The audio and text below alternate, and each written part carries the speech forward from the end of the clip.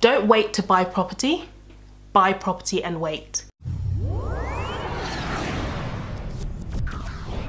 Hi guys, and welcome back to The Property Hustle. Before I go any further with this video, make sure you click the subscribe button below and click the bell icon as well so you can get notifications every time I post. Okay, so today's video is slightly different. It's a bit more up close and personal, and as the title of the video suggests, today is a Q&A session. So earlier this week I've had various phone calls and meetings with budding property investors, entrepreneurs who've been asking me questions about my property journey so far, and I noticed that a lot of them were asking quite similar questions. So I thought for today's video I would answer these questions for you guys, and hopefully it can help some of you guys out there. If you have any questions for me, I love doing Q&A, so if you have any questions, do comment below and I will respond to you either in the comment section or in a video. If you guys see a comment and you know the answer to the question, do help each other out and comment on each other's comments, because that's the whole point of this community. Is we're meant to help each other and we're all meant to be hustling together. So yeah, please do comment, like, share, whatever. So I've got about, I think it's about 9 questions. I've got them on my phone here, so do excuse me as I look down. So yeah, without further ado, let's just get into it. First question, is buy to flip profitable?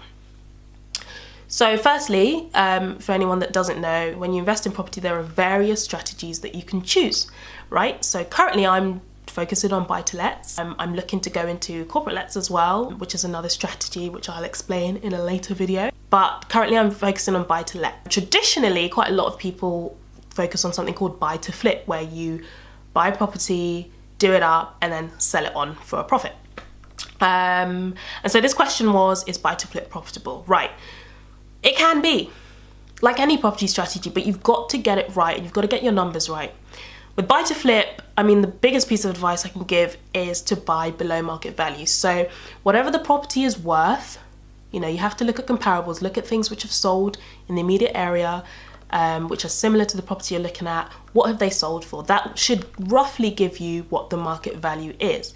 Now, if you go and see this property and it's really, really run down, you obviously don't want to offer at the asking price. You kind of want to offer below the asking price. How low is up to you. You have to judge on how much work needs doing.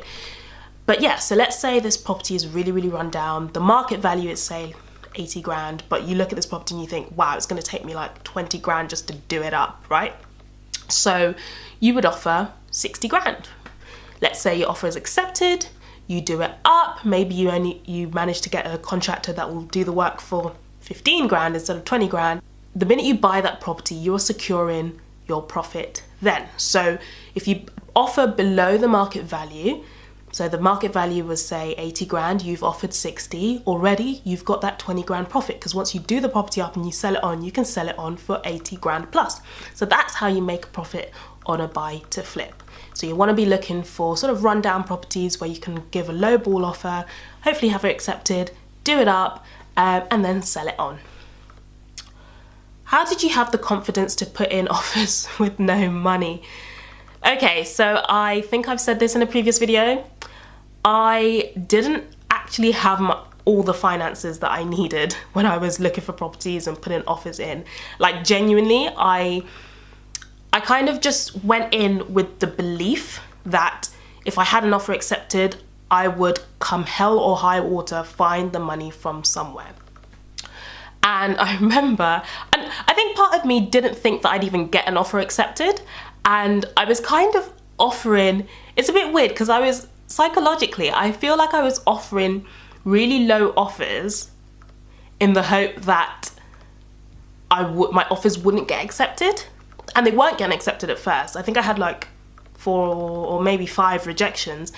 And then there was one property I offered much closer to the asking price, and it got accepted. And I remember when it got accepted, the first thing the agent asks for, once you put an offer in on a property, they ask for proof of funds, because they want to make sure that you are a serious buyer. Now, he asked for proof of funds, which, you know, for him, he would have been satisfied with a screenshot of my bank account showing that I had, you know, the amount of the deposit saved up, and I think the deposit was about close to 17 grand. Believe me when I tell you, I think I had about 5 grand saved in my account. I did not have 17 grand. And I literally, okay, this is me being completely honest and open. Don't hate me, Ivano, for saying this, but basically I went to my brother and I said to him, is there any way you can help me? I literally just need to show this agent that I've got sufficient funds in my account. So he transferred me the rest of the money from his savings so I could take a screenshot and I could send it to the agent so that I looked like I had my shit together, which then led to my offer being accepted. So yeah, how did I have the confidence? I just feel like, I think it just got to a point where I was like, I either, you know, it's do or die. And I was like, I had to do it. I was like, I have to do this. This is what I want to do.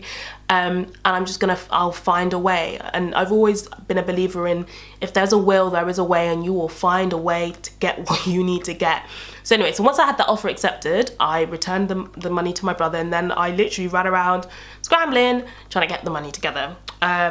Eventually I did. I got the money together, and obviously I've now bought the property since. But yeah, like, you just kind of have to have the confidence, and you have to believe in yourself, and you will attract money. I'll do a separate video on like attracting finance or you know, people that you can work with and stuff. But if it wasn't for me having that tenacity and just offering and being ballsy, like, I wouldn't have that property. I wouldn't have it. I'd probably still be looking right now. So yeah, you just kind of have to find it in you to just do it, just go for it. And the worst that can happen is your offer's accepted, you don't have the money, or you can't go through with it, and then you pull out before you exchange contracts. Pull out before you exchange, because you don't want to spend any money. But yeah, so you know, you do have a window. There's a window in which you can get the money together. So yeah, just go for it. 3 things you've learned as a result of investing.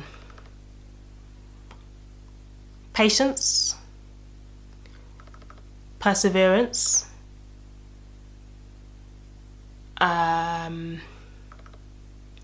get quotes. I feel like I always say this, but get quotes.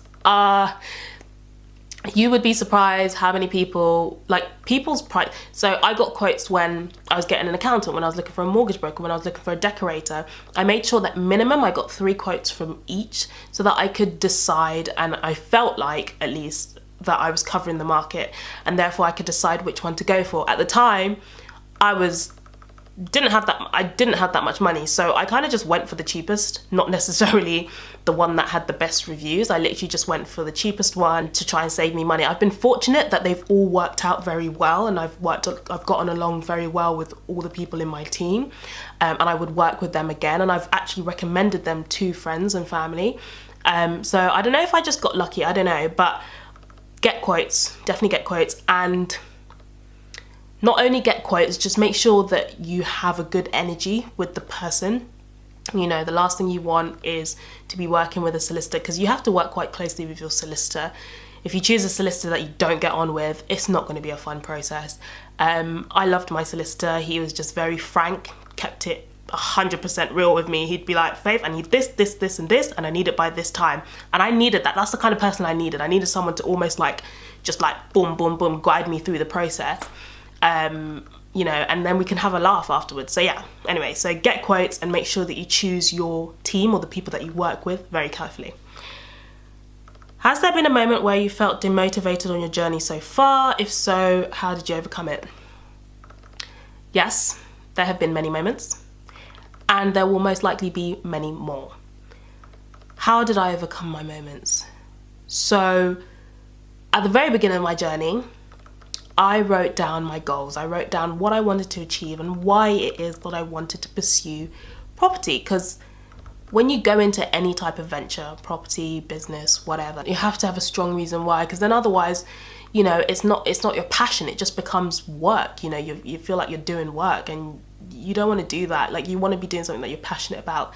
And so my passions, the reason why I was passionate about doing property is because of the financial freedom that I was after, being able to look after my family, all kinds of things. So I wrote all of those goals down, and I went into full-on detail about them, you know, about why it is that I wanted to look after my family. You know, my mum's not getting any younger and I want to be able to look after her in her old age. You know, I've had a family member who was badly hurt last year and had to have emergency surgery, and as much as I love the NHS, I would have given anything that I could have in that moment to have gotten him, you know, the emergency private care that he needed.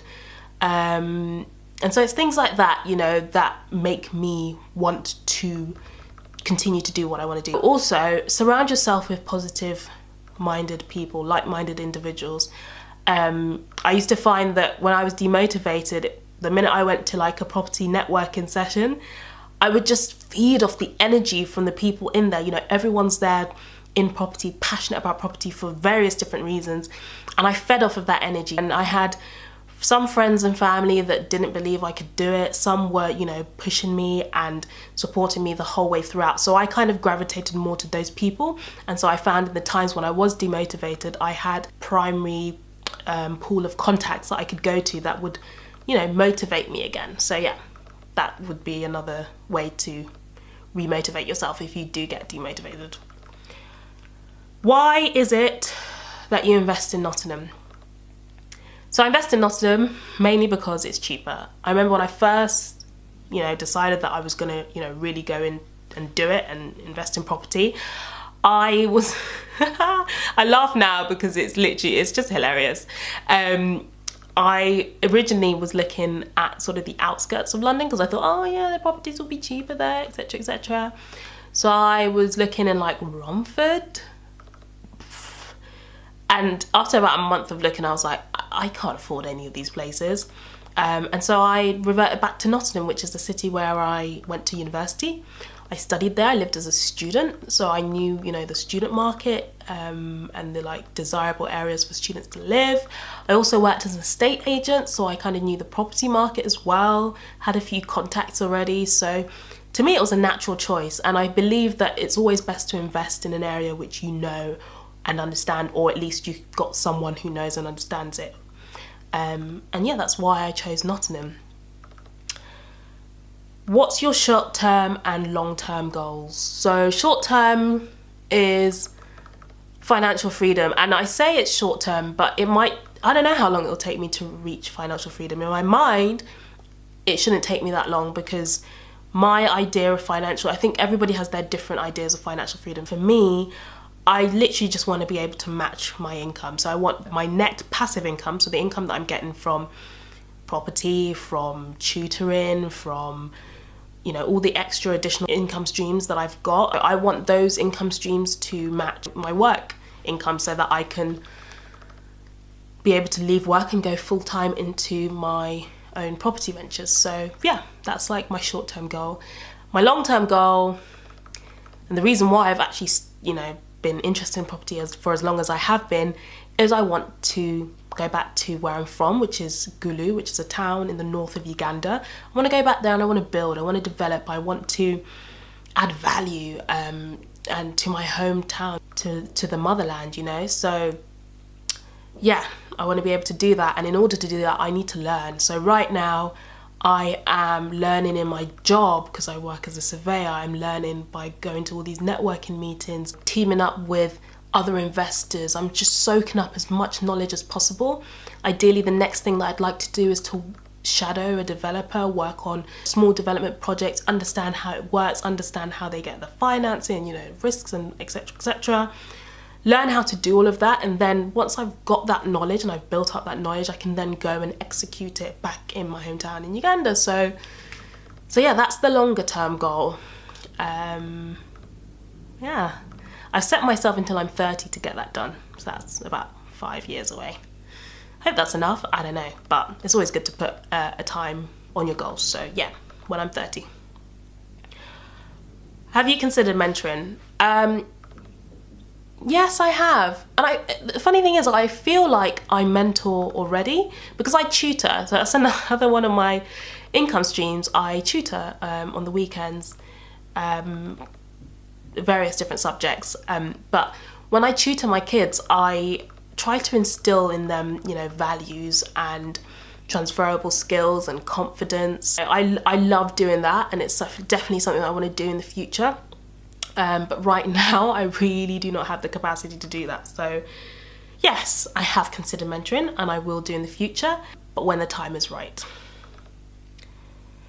And then the final question I've got here is, what about the impending property crash? Okay, so it's no secret that the property market goes in cycles, just as we have economic cycles like booms and busts, and just as the stock market has, bear markets and bull markets, so does the property market have its own booms and crashes. And there's a phrase, I can't remember, it's a quote, can't remember who said it, but it's a phrase to live by. Don't wait to buy property and wait. And that's pretty much what I live by.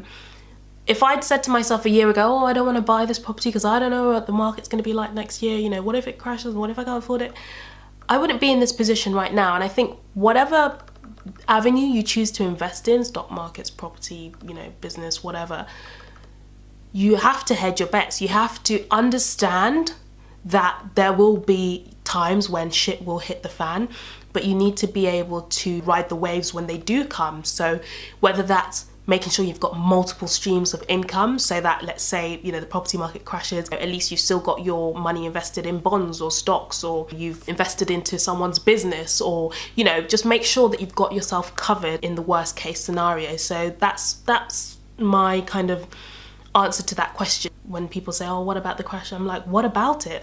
If you constantly don't do things out of fear, I always say, don't let the fear of striking out keep you from playing the game. So don't be fearful. Understand that there's going to be times of hardship, and there's going to be times when you can predict it, times when it comes unpredicted. But as long as you cover yourself and hedge your bets, there's no reason why you can't ride out those waves. So yeah, that's about it really. That's all the questions. I don't know how many questions that was. Maybe 9, I feel like. I hope it's been useful. If you've liked it, give it a thumbs up. Comment below. Ask me more questions if you'd like for me to answer them on anything.